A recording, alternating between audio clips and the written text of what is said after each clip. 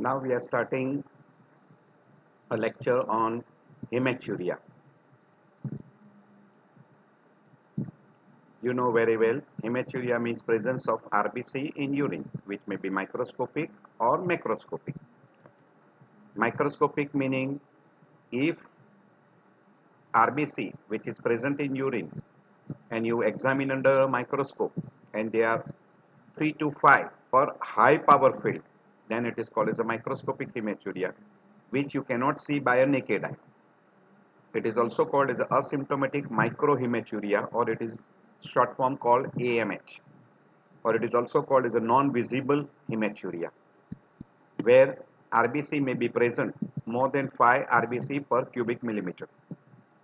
Gross hematuria, or it is called massive, or it is called macro, or it is called visible, when RBC is more than 8000 per ml or 2500 ml, 2500 per liter. Normal urine may contain less than 3 RBC in a high power field. The etiology can be pre-renal, renal, post-renal, or it can be innocent. As far as symptom is concerned, it can be painful, we call symptomatic, and if it is painless, it is called asymptomatic. It may be for a short period, we call it a transient, or we can call that as a persistent. When you detect RBC in a subsequent urine also.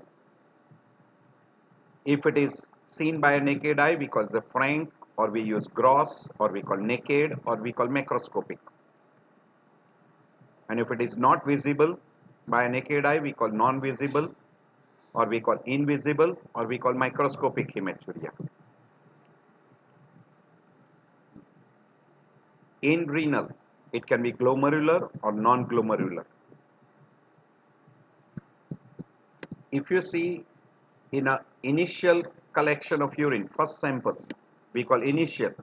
If you see only in the last sample of urine, we call terminal. And if it is seen in all the three samples, first sample, midstream sample, and last sample, we call as a total.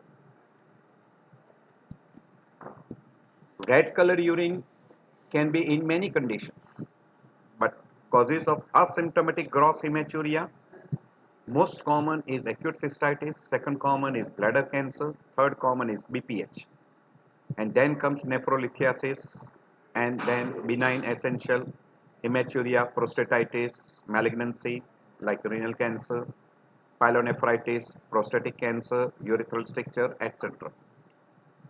But one of the most common cause of gross painless hematuria, and if the age is more than 50, it is always in favor of a bladder malignancy, and it is more common in male as compared to female. Etiology we can divide into pre-renal, or we call systemic. Renal we can divide into two groups, glomerular or non-glomerular. Post-renal we can divide into, depending upon the site, like bladder, urethra, ureter, pelvis, or prostate. And if it is a non-renal, does not involve kidney, we call that as a innocent. In a pre-renal group, or we call systemic, like bleeding disorders, atrial fibrillation, which produces thromboembolism, infective endocarditis, scurvy, person who is on anticoagulant therapy or thrombolysis or antiplatelet therapy. In case of purpura, leukemia, thrombocytopenia, hemophilia, etc. In renal, we can divide into glomerular causes and non-glomerular causes. In a glomerular causes, the most common cause is glomerulonephritis or involvement of kidney secondary to other disorders like polyarteritis nodosa, acute pyelonephritis, acute tubular necrosis, nephrocalcinosis, infective endocarditis, polycystic kidney, hemolytic uremic syndrome, Alport syndrome, etc. While in a case of extraglomerular causes, post-renal, pelvis, most common is pyelitis. In ureter, it is calculus, maybe staghorn calculus or different types of calculus, we call ureteric calculus. In a bladder, the most common is tumor, which is malignant tumor, bladder carcinoma, we call papilloma. BPH, prostatic cancer, calculus. we call bladder stones, cystitis, injury during procedures or because of foreign body, purpura, and bladder fluke, or we call as a schistosomiasis. In urethral causes, acute urethritis, calculus, injury during procedures like urethroskopy, cystoscopy, or during catheterization, urethral malignancy.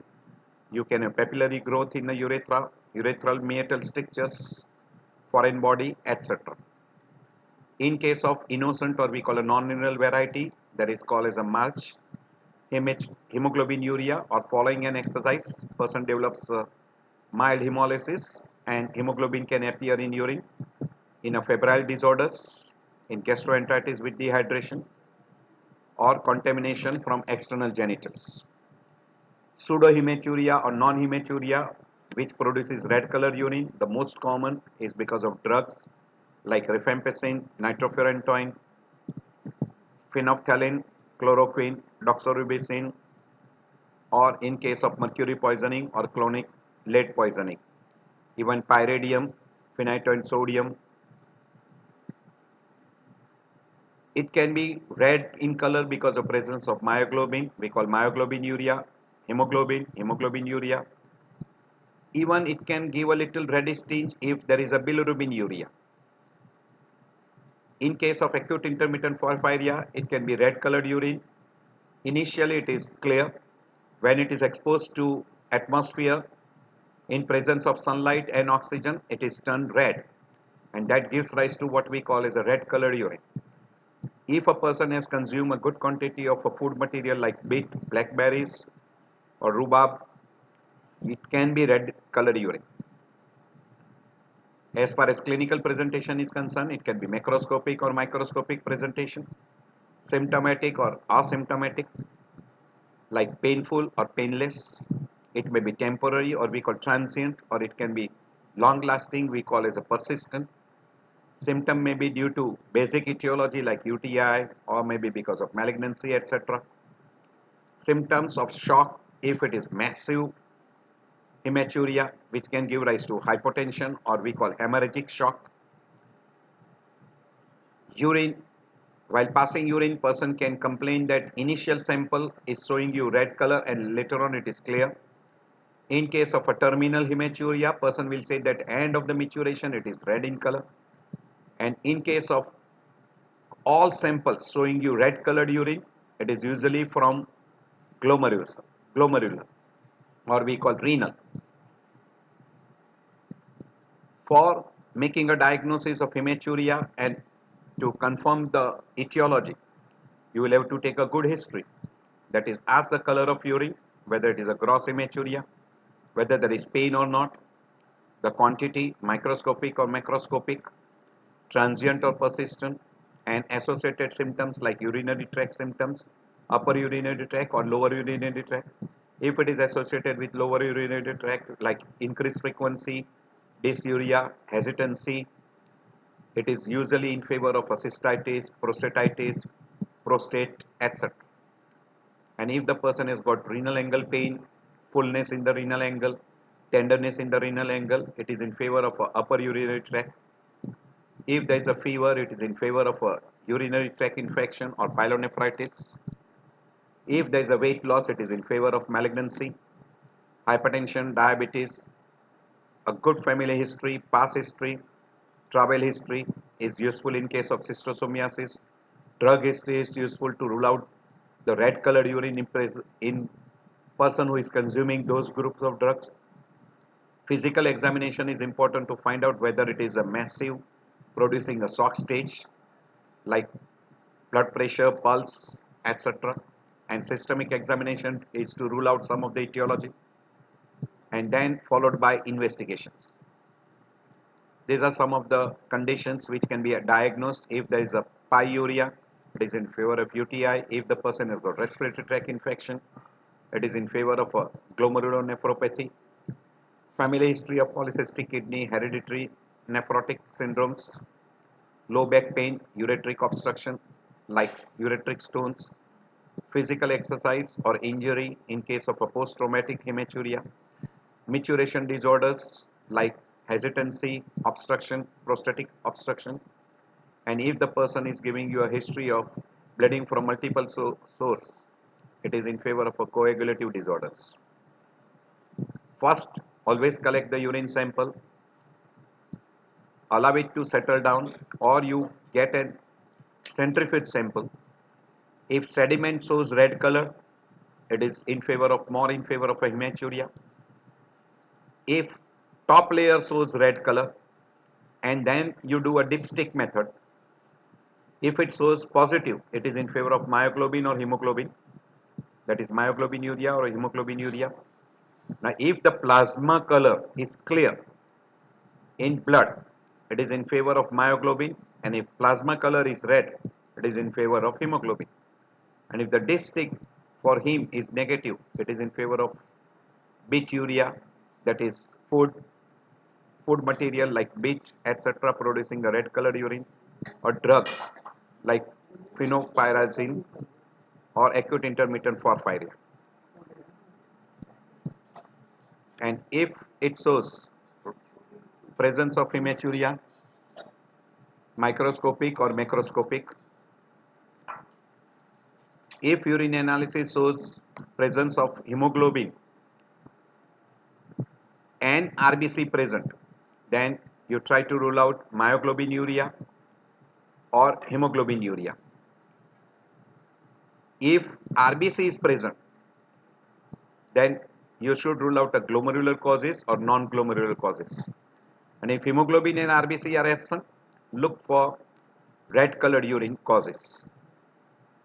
If hemoglobin is present and no RBC is present, look for myoglobinuria or hemoglobinuria. To rule out the two conditions, extraglomerular or glomerulus, that is very easy. If macroscopically urine appears red in color, it is more in favor of extraglomerular, and if it is Coca-Cola color or smoky brown color or bright red color, it is in favor of a glomerular. If there is a presence of clots, it is in favor of extraglomerular, and absent clots is more in favor of glomerular. If there is a proteinuria more than 500 ml, 500 milligram per day, it is more in favor of glomerular. Less than 500 milligram per day, it is more in favor of extraglomerular. If RBC shows different shapes, we call dysmorphic RBC, in favor of glomerular. If RBC morphology is absolutely normal, it is extraglomerular causes. If RBC casts are present, it is more in favor of glomerular, and if it is RBC casts are absent, it is more in favor of extraglomerular. This is a very important clue. Glomerular hematuria. Now you have to rule out the renal conditions.